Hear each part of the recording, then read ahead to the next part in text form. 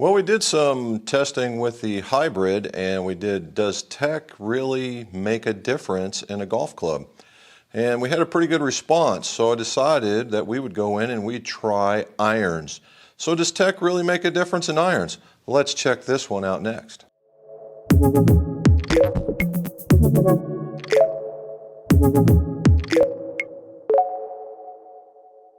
Welcome back to the McGolf Fitting Room. Jim McClary, Most Water Certified Club Maker, Club Fitter. If you would like, subscribe, swing and hit that bell down below. It should be down over in this neck of the woods somewhere it says subscribe. And that way you get more of these videos when they drop. If you want to see more of what's going on my other social platforms, they're flying around right here, right? And they'll probably be, just find me at McGolf or McGolf Custom Clubs or I Am McGolf. All right, now that that's all out of the way. So, you know, I went back and I dug out an older club to compete with well, I'd say even a semi-older club, because the hybrid I had was, well, I don't know, easily 3 to 4 years old. And so I decided, well, okay, let's not go so deep. However, what I wanted to do was give a trial to 2 clubs that I really liked, okay? I really, really liked. And the first one, which might kind of surprise you guys, is the Orca Club. Now, Orca is a group that's based out of the UK. Alex is their front man, and they do have a pretty decent following in the UK. And they were making headway into the US, and that's when I found them. And we talked about a design, right? A particular design. What would I like to see for a left-handed club? I'm going to hope that they took my input, and we came up with a golf club that kind of looks like that. All right, and what it is, it's a one-piece forged club, and it's everything that I like in a club. There's no edges.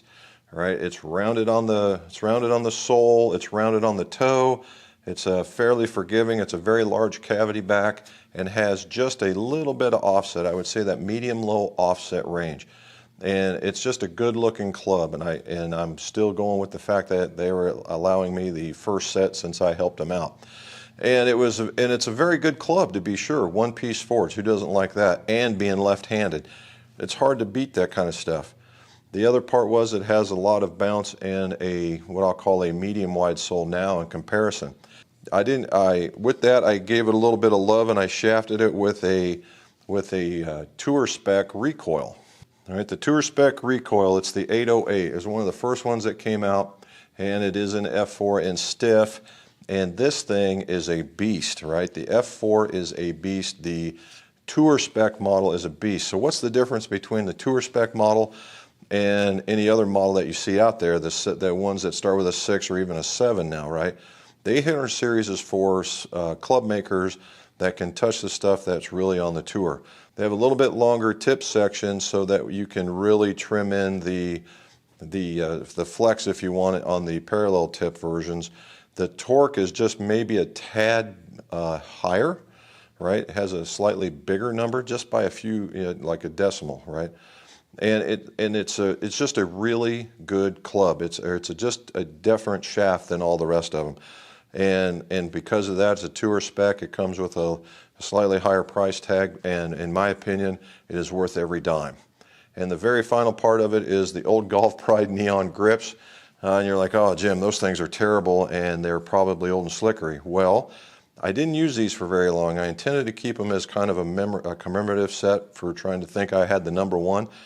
And these grips, I always kept them wiped down, and they are still in phenomenal shape. So, hey, props to Golf Pride. My other favorite club is the Callaway Apex, right? The Callaway Apex.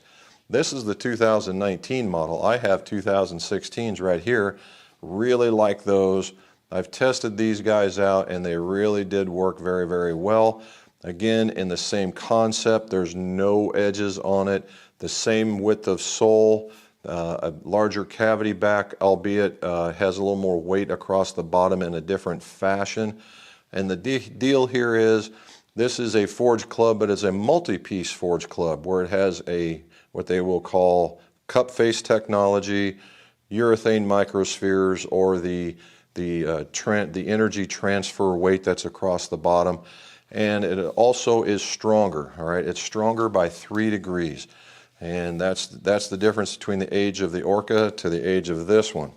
And I have it shafted with a Catalyst 75, and the Catalyst 75 is basically their stiff shaft, and I've got the Callaway stiff grip on it. Now, it has about the same kind of offset. The angles are within a half a degree each other, with the Apex being just a little bit more upright, half a degree upright-ish. And we'll see if that makes a difference as well. If it truly does, I should be missing to the inside. Now, they both have about the same amount of offset, so I should be on line that way, or at least face closure. The flexors are very similar, and so what we're talking about, the difference is in loft and my off-center hits. So let's go take a look and see how I hit those. What we're looking at is a comparison between two forged type clubs with similar shafts, similar lie angles, similar everything except for loft. And you know, there's some design differences as well, and that's what we're talking about. Is tech better in an iron or better for you in an iron? So let's take a look.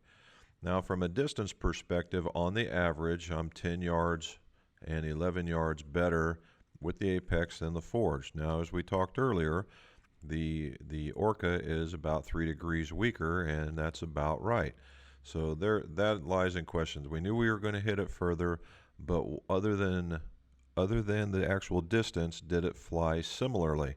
Did it fly like a 6-iron, or did it fly like a 7-iron? Therein lies the case, right? So let's do a little more comparison. The swing speeds were very comparable. They're within 1/3 of a mile per hour. However, the ball speed is where the difference really lies. And I am at a 0.06 difference. Now, I know you guys have heard this before, but I attribute smash factor, or the quality of the hit, in a logarithmic fashion, i.e. from a 0.00 to a 0.03, we really didn't make much of a change. From a 0.03 to a 0.06 is, yeah, hey, we made a change, but is it something that you look? And then at 0.06 and above, it's like, how come it's not in the bag? And we're right at that beginning of how come it's not in the bag kind of change, right? Now, on the other one is, this says here on the axis, I'm a little bit more left, where we're just shy of 4 degrees, where this one's 8 degrees to the left. Now we're going to take another look at that and make sure, but we'll see where they landed. Now here's where it really starts becoming apparent of what technology is doing. The vertical hit, is almost the same. Again, 1/3 of a degree. Now, if it were 3 degrees difference, you would think that this would be massively different, right? And it's very similar. Again, the horizontal angle, very similar. The vertical descent, very similar. To the fact that the club that hit higher was the one that was stronger. Now, why is that? And that's the technology right there, all right? Flight time was just a little bit more, hence that's the reason why it went further. And it's looking like pull fades here. And my roll, because, now this is the other part, is because loft is loft, although you can make the argument for center of gravity, is that they're right around 600 RPM difference. Now, is that a tremendous amount? I would imagine if you were a very low handicap player, yes. At my level, I'd say that was pretty comparable.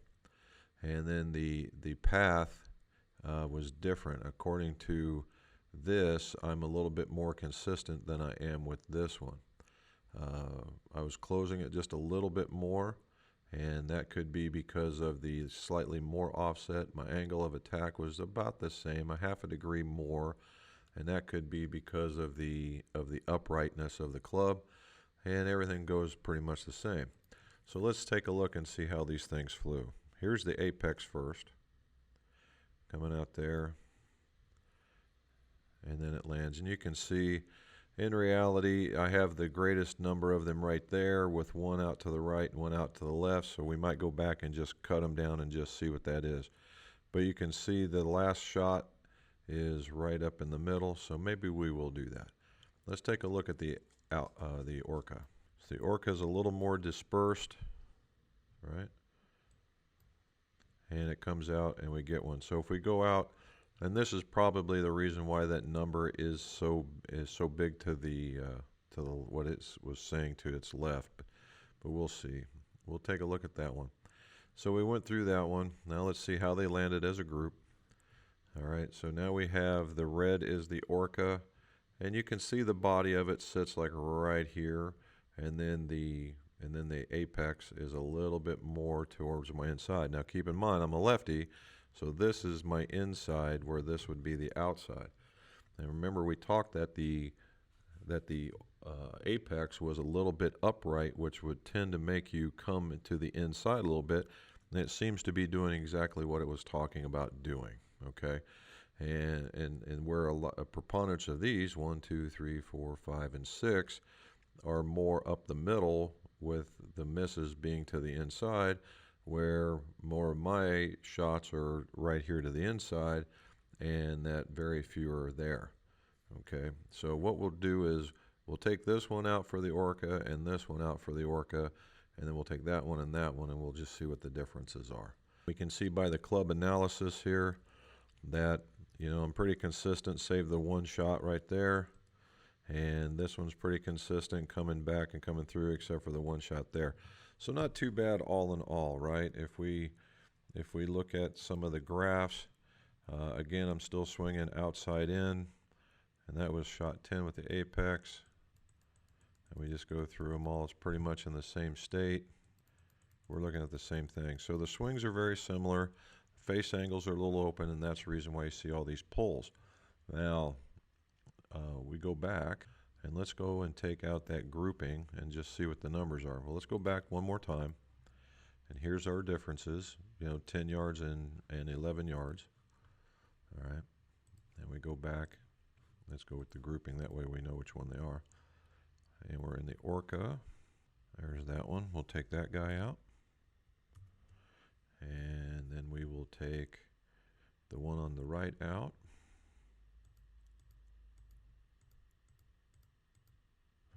That one. And there's what that one looks like. And then we will go get the one on the right.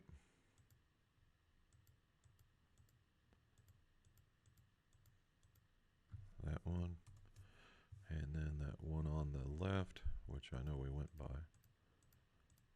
That one. And now we see that it's a bit of a different consistency. I'm a little more down the middle with the Orca, with the two out here, where these are a nice tight pattern over on this side. And we go back and we take a look, and basically I only lose a yard that way. Well, we lose a yard, we gain some. Everything looks to be within the same numbers yet again. Quality of hit came up with the Orca, but again, everything's pretty much about the same. So that's what we are looking for. The acceleration profiles, the shaft with the Apex was working very, very well for me, and I'm consistent except for a couple of these shots, but I'm releasing just a little bit early, but it's still hitting well. So again, now we're looking at the Orca.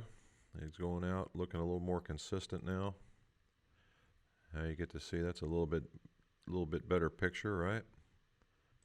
And if we look at the Apex playing out, and that one's really, really hard not to like. Now the last bit of it is, and one I don't normally use, but if you look at the 8, now keep in mind, this is, you know, if they say loft is everything, is that here's where we're at. We're in the high 30s to low 40s in height, right? With the ball height, and we go to the Apex, and we have into the 30s, low or high 20s, low 30s, and nothing into the 40s. So it's flying higher.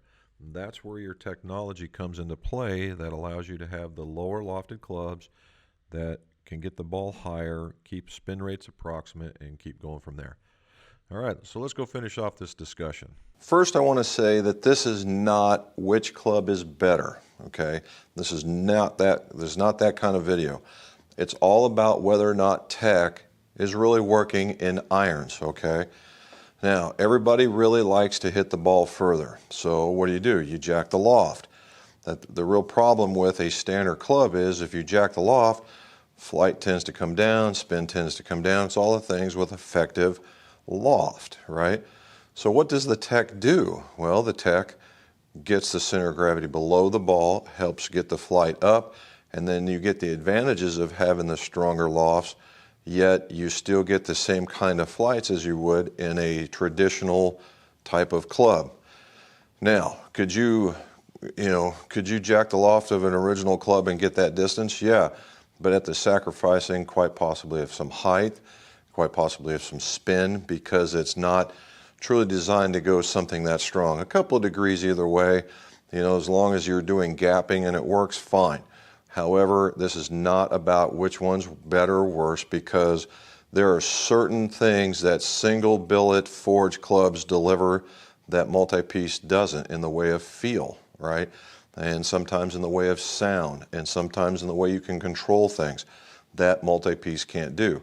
However, what we saw is that the Apex was a little bit more upright, and so it shot to the inside a little bit more. That's one thing, and we knew that was coming. This is kind of a fitting issue, right? We knew that it was going to fly further because it was stronger. Now the real question was, did it fly like a 7-iron? And I believe that we showed that it did. All right, with similar swing paths, similar angles of attack, we had similar ball flights, we had similar spin rates, we had similar everything, except for, in reality, the one with the lower loft, which you wouldn't think would go higher, actually did, and did substantially, all right? Substantially. So then we got to mark out, well, what about the shaft? The shaft did, the shaft wasn't there. Well, I'm here to tell you that that recoil is a real deal type shaft. And if you look, it created a very, very tight pattern. I was able to get out where I needed to in the same, and I only had 2 shots, one on each side, pretty much in that same pattern, where my apexes were longer in that same pattern. So it's a different way of getting to the same spot. You got to kind of be able to play as those clubs would give you. So they were very, very, very consistent, okay? So then it's just a matter of, well, was one more offset than the other? Yeah, by a little. We're talking millimeters. And did it show up? I doubt it. Not for me. For a better player, yeah, it probably would. So therein lies some of that issue. But does tech help golf, right? Does tech help golf? Now, I'd have to say yes in this particular instance, because both shafts were very, very good. The grips are very, very similar. And then what you get down to is, did you want to hit the ball further? Yes. Well, bang, you win. Did you want to hit the ball consistent? Yeah, you did on both of them. Okay, now where we want to be. Do I want to not be to the right? Do I want to be in the middle? Could I have just bent the lie angle? These are all different things that you take into account during a fitting, right? You take these things into a fitting, and you make these adjustments just to see. Or you can take into account if the fitter is strong enough, you can say, well, if you're flatter, the ball will tend to go more to your outside, and then there you are, you're very, very equivalent. And it comes right down to you, the golfer. What did you like looking over top of? Maybe one top line was too thick for you.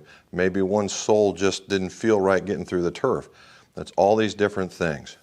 But when it comes right down to it, right now, is tech helping out golfers and getting us where we need? And the answer in that particular instance is yes.